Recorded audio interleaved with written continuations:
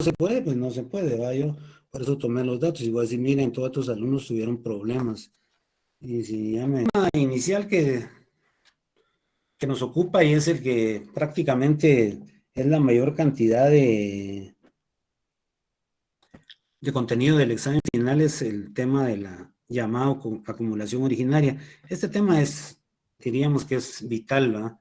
Básico para el desarrollo del curso porque, como su nombre lo dice, ¿va? Aquí quitamos lo de llamada, ¿va? Quiere decir, es como para poder hacer un poco más, recalcar un poco la importancia del tema, vas a decir la llamada acumulación originaria, que así fue como la denominó Carlos Marx. Pero podría haber sido el tema solo acumulación originaria. Acumulación, si buscamos sinónimos, hablamos de acumulación, atesoramiento.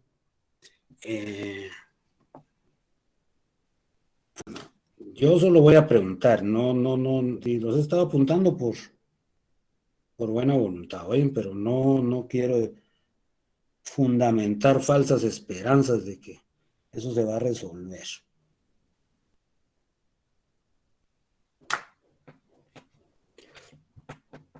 Y esta muchachita que me acaba de escribir tiene dos problemas, dice, de la primera y segunda prueba. Entonces, reclamarles a los de tu internet. En la acumulación originaria, sinónimos de acumulación va atesoramiento. Entonces, originaria, algo que va a dar nacimiento, que va a dar lugar a. Entonces, esta acumulación originaria no es más que un paso previo, por eso ahí vamos a leer que es la prehistoria, dice, ¿va? Pero cuando digo prehistoria, no es... ¿Cuándo se inicia la historia del capitalismo? Cuando ya está debidamente instaurada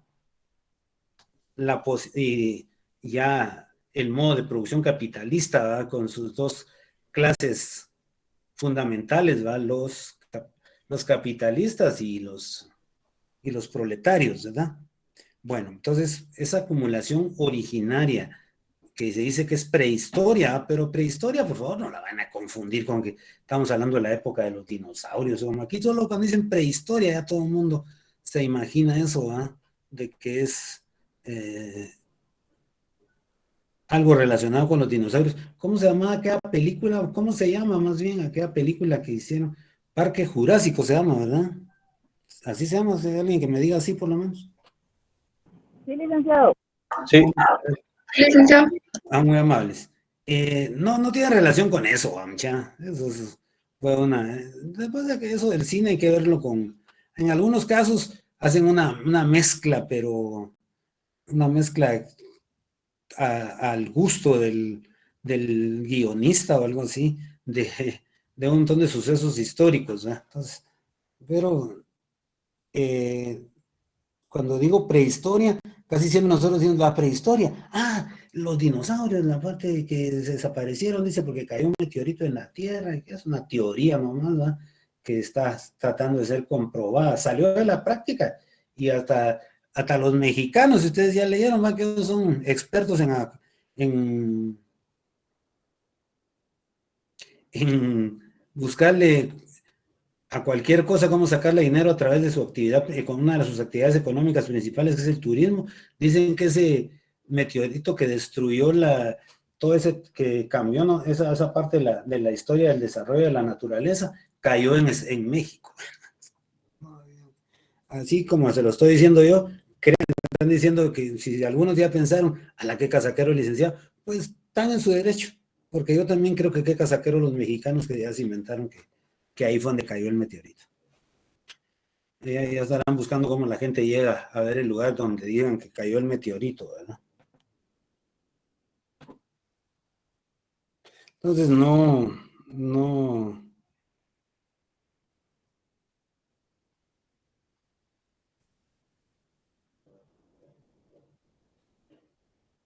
se la crean, pero bueno, entonces no se refiere a eso. Prehistoria, antes, ¿qué es lo que da lugar al desarrollo de la historia del capitalismo? Si así fuera la pregunta, ustedes fácilmente tienen que contestar que es la acumulación originaria de capital. Históricamente esto ya lo vimos. Ya a ustedes no les debe sonar extraño, ni les debe sonar como que yo estoy hablando algo, una fumada o algo así, porque nosotros ya vimos dónde se da el inicio de formas embrionarias de capital, ¿va? Que posteriormente son las que dan surgimiento al desarrollo de la producción capitalista, ¿va? Por ejemplo, ustedes se recordarán que en el modo de producción de la comunidad primitiva, en la parte final, en su hundimiento, en la división en la tercera división del trabajo surgen los mercaderes, ¿sí saben? Que van van a llevar a cabo el proceso de compra-venta, ¿verdad? El proceso de intercambio de productos excedentes en la comunidad contra otras comunidades, ¿no? Entonces, esta gente lógico que ni modo que iban a hacer su trabajo solamente por favorecer el desarrollo histórico, económico de esa comunidad. No, ellos también necesitaban de eso sobrevivir, y más que sobrevivir, ¿va? Porque tuvieron muchas utilidades sobre esa actividad. Pero habemos de mencionar otra cosa, ¿verdad? Que ya en el modo de producción esclavista se dan las primeras dos formas típicas de capital. ¿Cuáles fueron esas dos formas típicas de capital? Ya históricamente determinadas.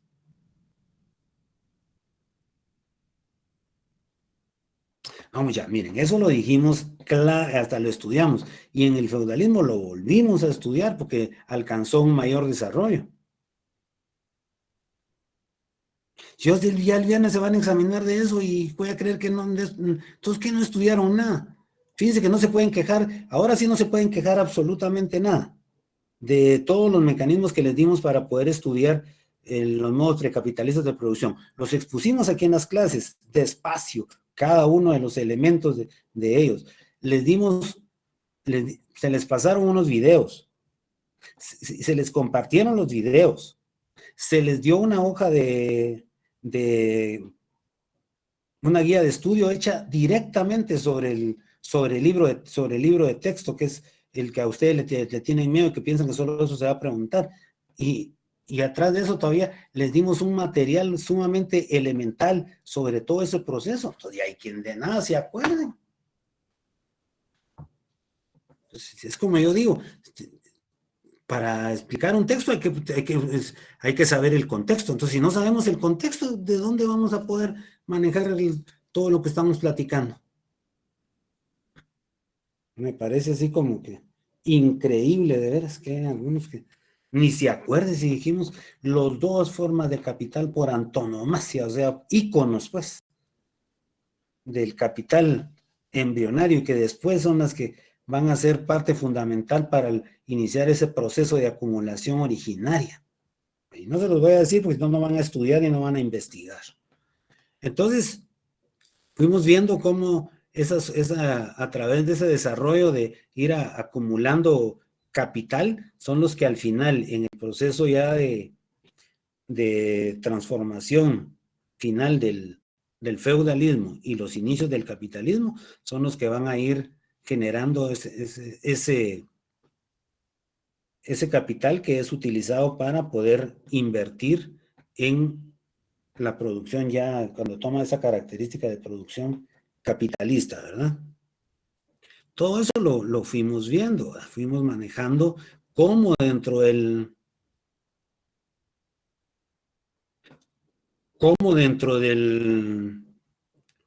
seno del modo de producción feudal nace el modo de producción capitalista, ¿verdad?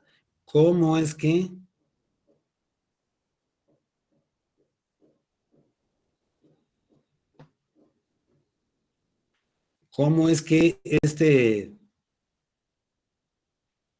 estos cambios que se dan en el feudalismo son los que permiten, porque ahí dijimos que se volvía a aplicar la ley de la coexistencia o de la relación entre las fuerzas productivas y las relaciones de producción.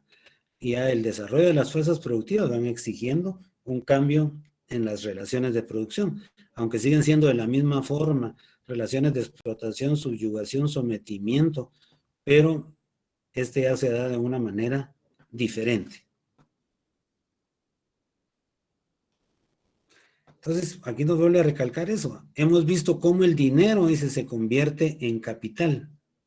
No cualquier, porque no cualquier cantidad de dinero va a ser capital, ¿va? El capital como tal va a ser aquel que se invierte, ¿va?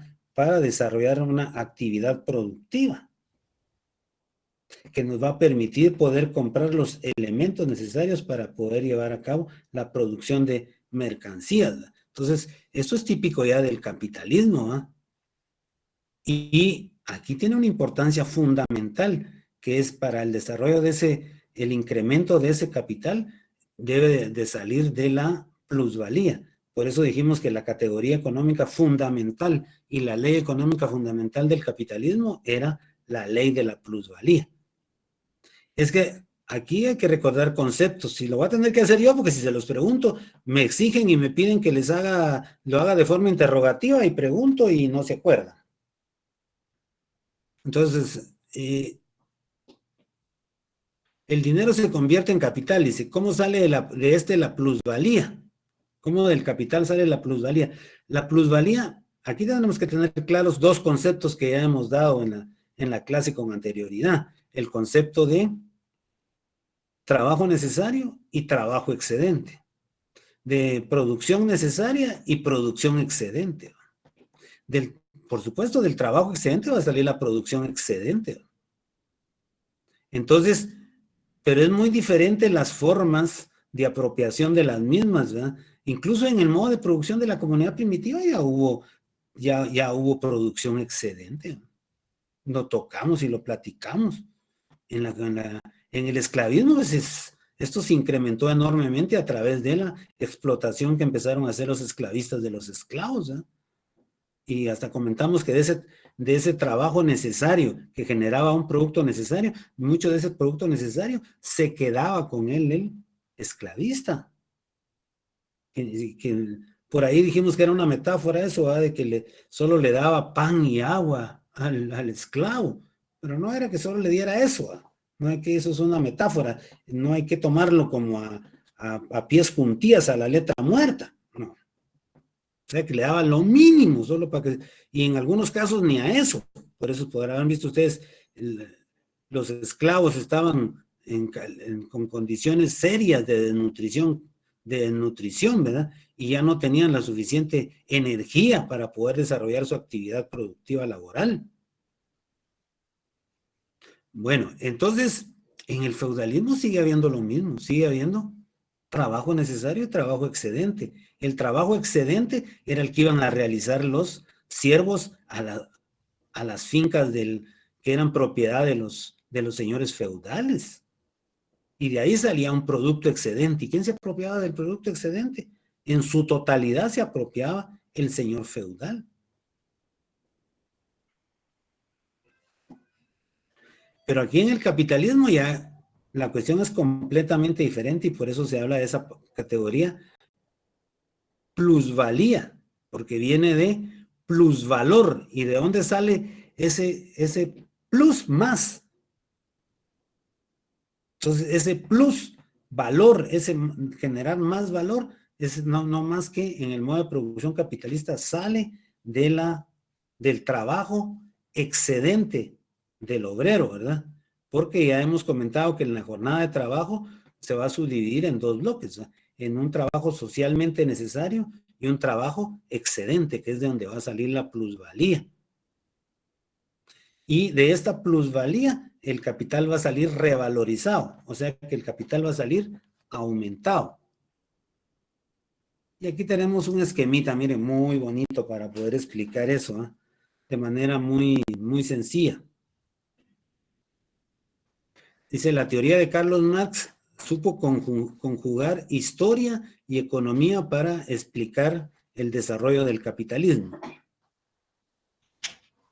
Entonces nos habla primariamente de que ya hay una acumulación de capital, ¿va? A través de las dos formas que yo les dije que tienen que ir a buscar, porque si no lo hago... Ay, Dios mío, es que... Un momento, por favor.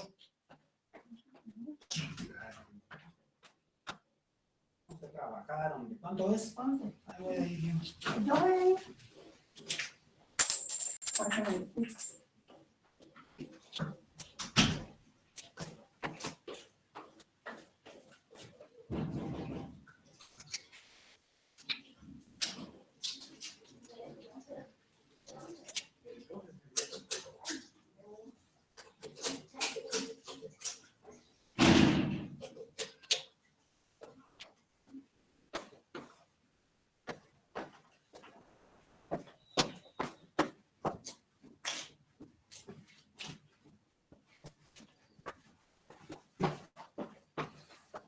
Disculpen, aquí me interrumpieron por algo inverosímil.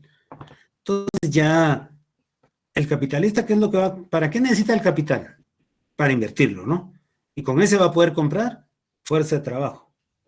Va a poder comprar todos los elementos de la naturaleza, sean procesados o no, para llevar a cabo la producción. Entonces, si ustedes se imaginan cualquier actividad productiva agrícola, ¿qué necesita? Necesita de fuerza de trabajo, necesita comprar, llevar a cabo un proceso de compra-venta de fuerza de trabajo. ¿Por qué decimos compra-venta? Porque tiene que haber alguien que la compra y otro bloque que la vende. Está abierta la cámara.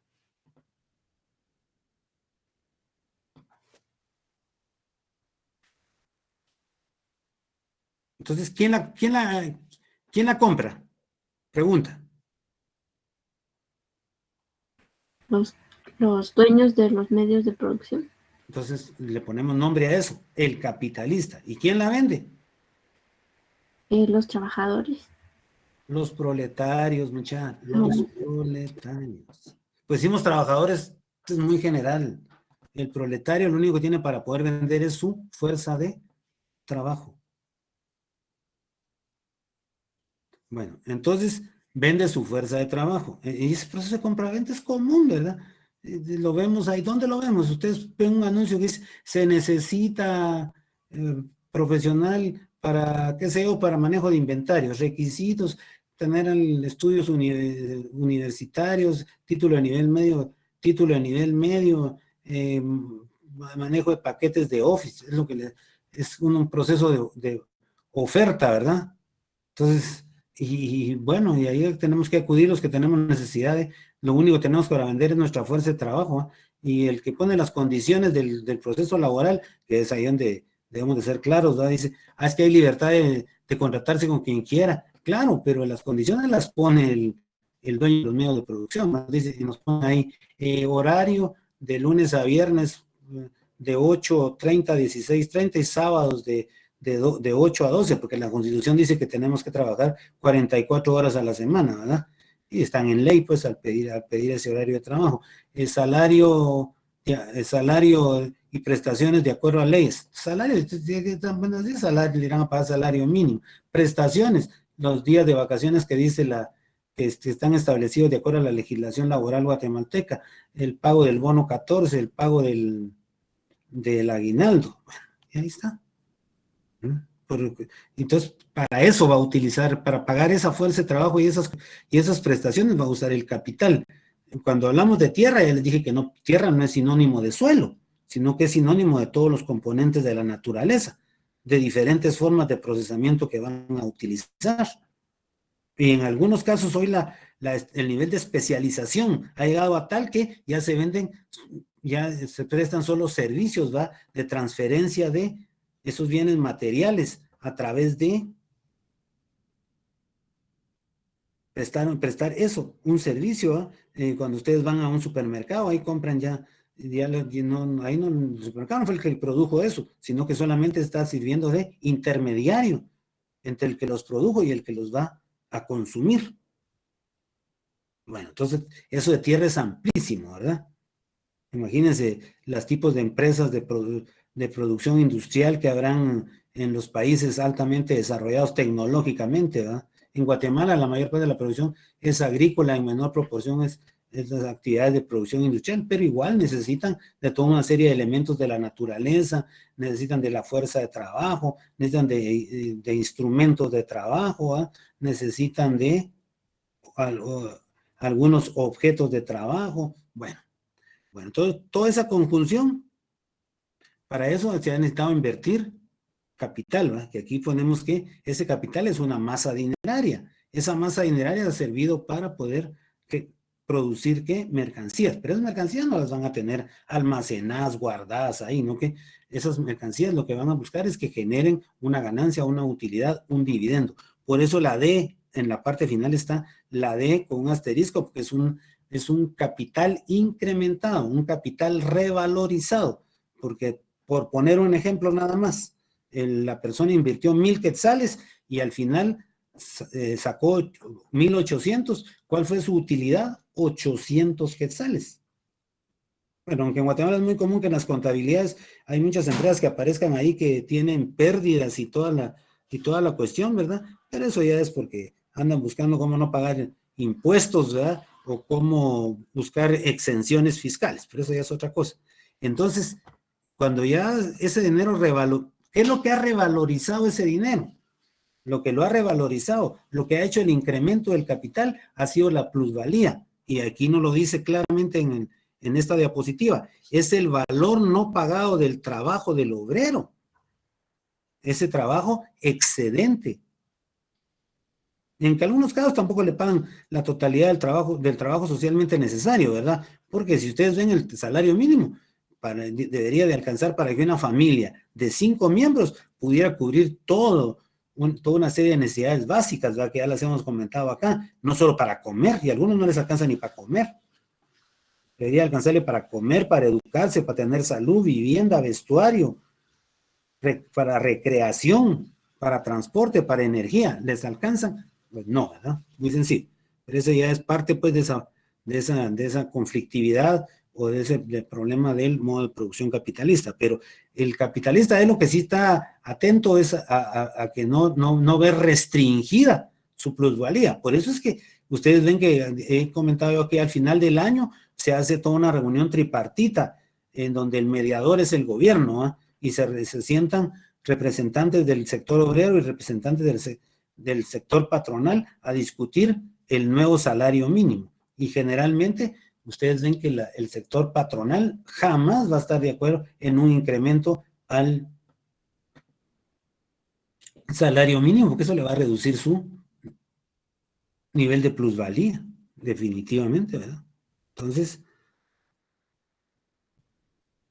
él lo que trata es siempre de que los salarios se mantengan bajos. ¿Para qué? Para que tengan más plusvalía. Y algunos lo ponen bonito, dice, para que sea más rentable la empresa, dice, ¿no? Rentable, y esa rentabilidad ¿de dónde va a salir? De la explotación que se hace del proletario.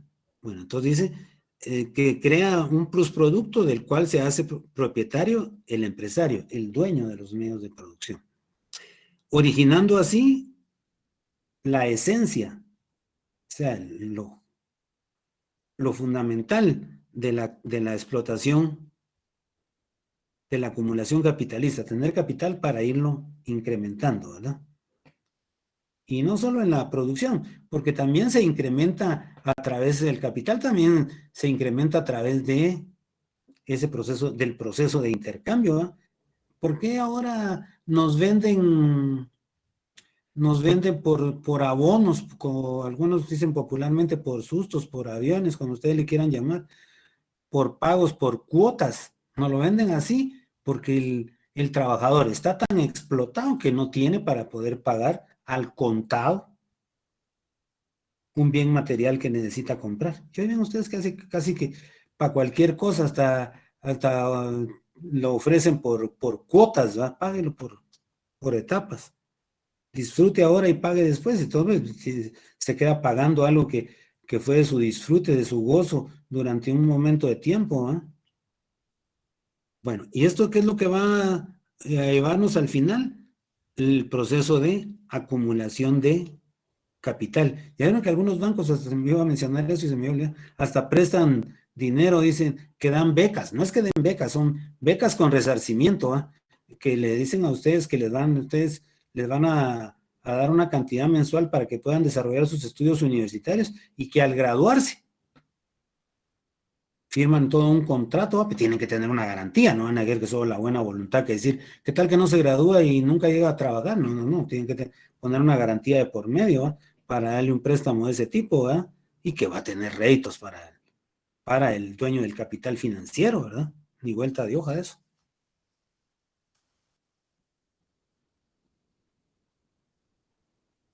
Bueno, entonces dice que la acumulación de capital presupone, pero aquí no es de presuponer que sea algo, una presunción o algo que creemos que va a pasar. No, aquí lo que quiere decir es que es algo que se da antes de la acumulación de capital, va íntimamente relacionada con el desarrollo de la plusvalía.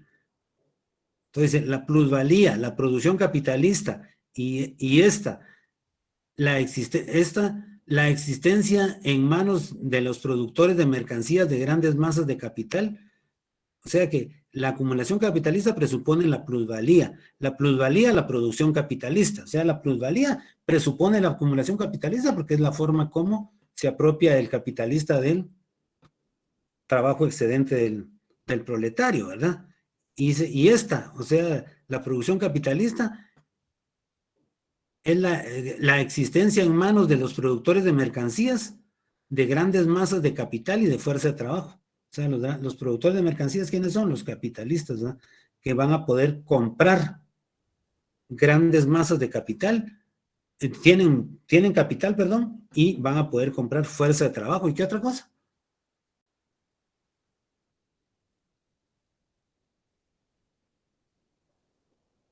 Todos los elementos para llevar a cabo la producción, que de dónde es el único sitio de donde salen.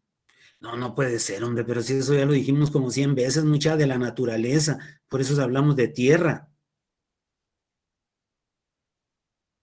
Entonces, ya esta parte, porque está cambiado un poquito a celeste el dato, dice, esta acumulación originaria, porque aquí ya viene explicaciones que nos dan cómo es que, aquí estamos viendo la forma real, cómo se da la acumulación originaria, a través del trabajo excedente del obrero. Por eso dice, esta acumulación originaria, más o menos, viene a desempeñar en la economía política. Aquí fíjense, jóvenes, que ya vimos cómo se desarrolla en la economía política, ¿verdad? A través de la apropiación del trabajo excedente. Pero los ideólogos del capitalismo, ¿no? Para tratar de ocultar cómo es que se genera la plusvalía, nos han dicho que esa economía política va a ser similar al proceso del llamado pecado original teológico, que creo que la gran mayoría lo sabe, lo conoce, algunos hasta con mucha profundidad, ¿verdad? Entonces, ¿y en qué consiste ese pecado original teológico? Bueno, ese pecado original teológico nos habla de que, según el componente teológico, en un momento determinado los Adán y Eva, ¿no?, vivían en el paraíso. En algunos casos dice, vivían en un Edén, la misma cosa, donde no tenían que trabajar y tenían disponible todo lo que quisieran para poder desarrollar y satisfacer todas sus necesidades. Pero tenían un requisito, ¿verdad? No tenían que contravenir una ley, que era la ley de la obediencia. Y entre esa ley de la obediencia les dijeron que lo único que no podían hacer de utilizar del Edén era comer el fruto de un árbol prohibido. Pero no se lo tomen tan a ciencia cierta que así es, que era un árbol de manzanas y que sale una serpiente. No, esas son solo representaciones, va, mucha, de siempre, de ese proceso de contrariedad, o sea, de lucha de contrarios entre el bien y el mal, ¿va? Entonces, el mal convence a Eva para que coma ese fruto del árbol prohibido, que supuestamente es una manzana, que tampoco, como digo, eso solo es hacer una aproximación para poderlo explicar de una manera teórica mejor. Entonces viene a se comen, bueno, entonces ya caen, eso es el pecado original, la desobediencia. Entonces, ¿qué les dicen? Que a partir de ese momento, con el sudor de su frente, verán el resultado de lo que tendrán que producir para poder satisfacer todas sus necesidades de tipo material.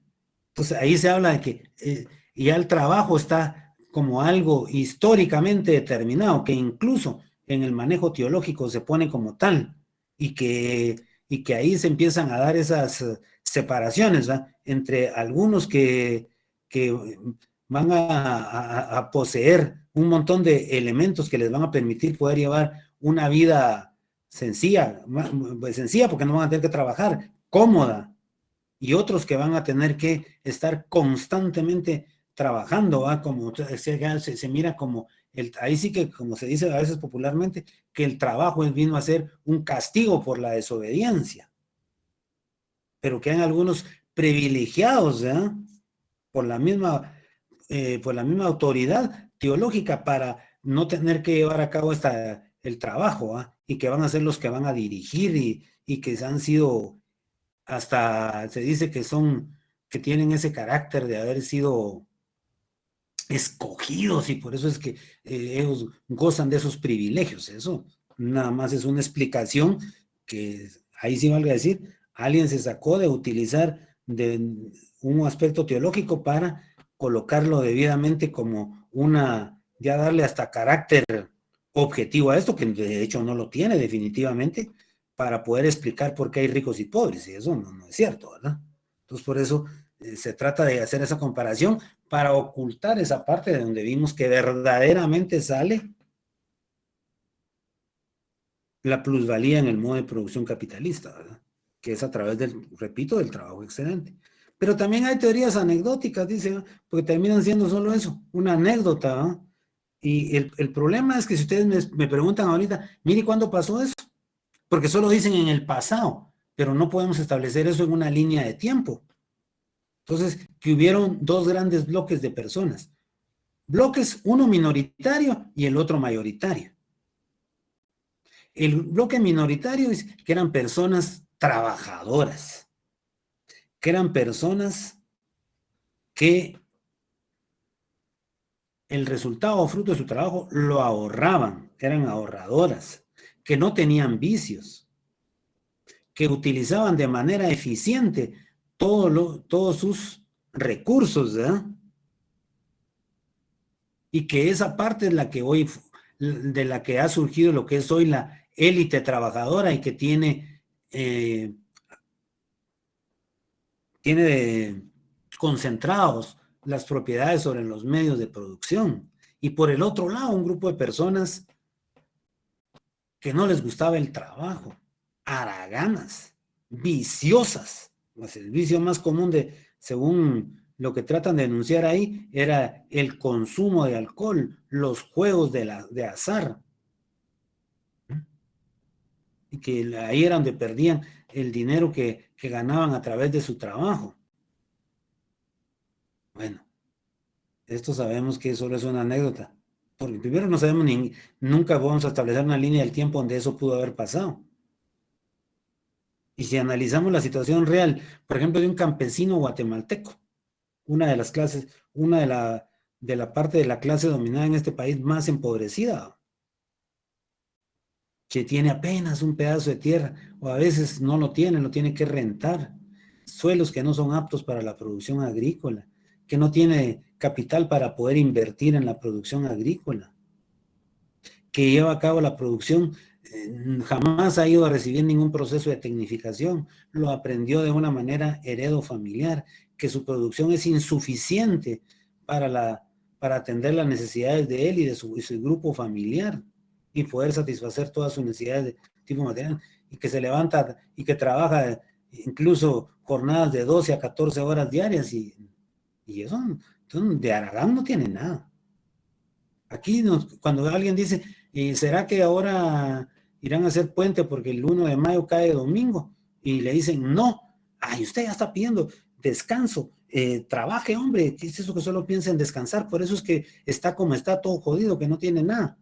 Claro, pues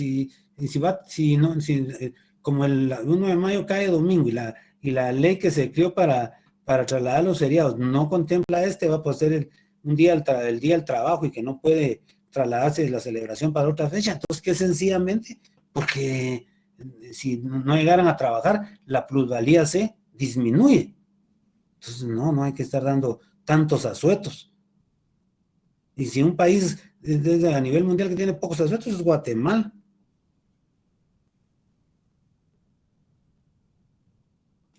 Bueno, y antes de comenzar nuestra prueba, que ya va siendo hora, Dice, ¿qué va a ser la acumulación originaria por definición? La acumulación originaria entonces no va a ser más que un proceso histórico. Proceso porque, o sea, eso no se da de la noche a la mañana. Lleva toda una serie de pasos o etapas previas, ¿va? Para poderse convertir, para poder llevar a cabo esta situación. Entonces, si eso, por eso estudiamos todos los modos precapitalistas de producción, ¿verdad? Entonces dice, es un proceso histórico de disociación. ¿Qué es disociación? Separación, divorcio, excisión, fractura, porque se va a llevar a cabo una separación entre el productor directo y los medios de producción. Empecemos por aquí, como les dicen que les gusta la fase interrogativa. ¿Quién era el productor directo en el modo de producción de la comunidad primitiva?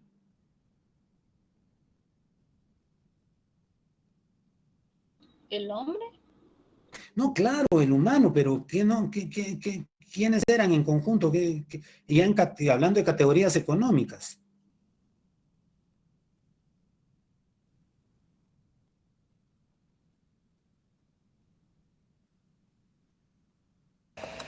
¿El esclavo?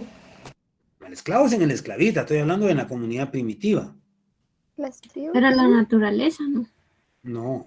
Jóvenes, ¿quién era el que llevaba a cabo la producción? Toda la comunidad. Todos eran productores directos. Ahí nadie, no dejemos pues que era o debido a muerte, eso pues, todos trabajan, todos tenían que trabajar. En el esclavismo, ¿quién es el productor directo? Ya el esclavo, definitivamente. En el feudalismo, ¿quién es el productor directo?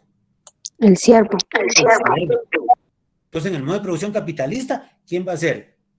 El proletario. Entonces dice que en la acumulación originaria se da ese proceso de separación, disociación, fractura, excisión. Estoy dando todos esos términos porque cualquiera de todos esos es válido. Entre el productor directo, o sea, el productor directo ya no va a tener en propiedad ni en usufructo ningún medio de producción. Por ejemplo, en el modo de producción feudal, ¿tenía algún medio de producción el siervo de la gleba? Sí. El señor feudal le daba un pedazo de tierra, dijimos, le daba semillas, le daba instrumentos de trabajo, le daba ganado. Tenía derechos a poder poner a pastar su ganado en los predios comunales. Ahora ya no va a tener el acceso, de una vez lo van a separar de manera violenta, que es lo que lo vamos a estudiar en esta unidad, de los medios de producción. Entonces, por eso dice que esa acumulación originaria, como lo mencioné al inicio, se le denomina la prehistoria, o sea, es antes de la verdadera ya historia del capital, o sea, del capital y del modo de producción capitalista. Y aquí lo tenemos en una gráfica, ¿va? Muy sencillo, dice, la producción feudal se caracteriza en todos los países de Europa por la división comunal del suelo, porque comunal, ¿a qué se refería? Que el señor feudal la repartía entre sus siervos, ¿verdad? Bueno, y ahí se recuerdan que el señor feudal dependía de otro feudal hasta llegar a la parte más elevada de la cúspide de la pirámide, ¿verdad? Que era la monarquía, el rey. El poder del señor feudal no descansaba solamente en la longitud, dice, de su rollo de rentas. 3 rentas que son las que se cobraron en el modo de producción feudal. La última ya fue en dinero, sino en el número de sus súbditos. O sea, su acumulación de riquezas estaba a través de tener mayor cantidad de súbditos que le iban a generar mayor trabajo excedente, ¿va? Y le iban a tener que pagar más rentas, más impuestos. Bueno, entonces, si los mismos señores feudales le tenían que ceder tierra e instrumentos de producción, esto no era congruente con el modo de producción capitalista. Había que llevar a cabo un proceso en el cual todos estos siervos se quedaran prácticamente sin la propiedad sobre ningún medio de producción. Pero eso no fue una cosa sencilla. Yo ya dije que fue utilizando formas violentas, que es lo que vamos a desarrollar. Entonces, se les libera, dice, de la servidumbre, ¿va? De la servidumbre, o sea, que era la clase dominada en el modo de producción feudal, ¿va? Y de la coacción gremial. ¿Qué eran los gremios? Los gremios no eran más que asociaciones o instituciones representativas del modo de producción feudal, ¿verdad? Donde estos señores se asociaban, los maestros eran los únicos que tenían acceso por derecho, ¿verdad? Y manejaban los talleres artesanales, ellos eran los que decidían, incluso hasta tenían intervención sobre los diseños de los productos a generar, las materias primas a utilizar, los precios de los productos, la cantidad de la producción. Entonces, dijimos que de esas actividades artesanales es que van a dar un giro a través de todo ese proceso de expropiación para iniciar la naciente industria capitalista, que son los primeros pasos del capitalismo a través de la industria de la producción textilera, ¿eh? Utilizando como materia prima la lana, no el algodón, lo dijimos también. Y esto, Marx dice que esto se llevó a cabo con lazos de sangre y fuego, o sea, utilizando toda una serie de medios violentos. Entonces aquí, ¿qué es lo que sucede? Ya los trabajadores lo único que tienen para poder vender son en el libro lo dice de una manera muy especial, dice, lo único que tienen para poder vender es su pelleja, o sea, quiere decir el cuero, pues, la piel, o sea, solo para poder vender su fuerza de trabajo, porque ya no iban a tener ninguna propiedad sobre medios de producción, ni ninguna de todas esas garantías de vida que mencionamos de las instituciones feudales, que el feudal les diera tierras, que el feudal le diera semillas, que no, mucho menos protección, ¿verdad? Bueno, por hoy aquí vamos a dejar y seguimos el próximo día. Vamos a llevar a cabo la prueba corta que estaba pendiente el día de hoy. Entonces voy a agradecer a la licenciada Paz Maldonado y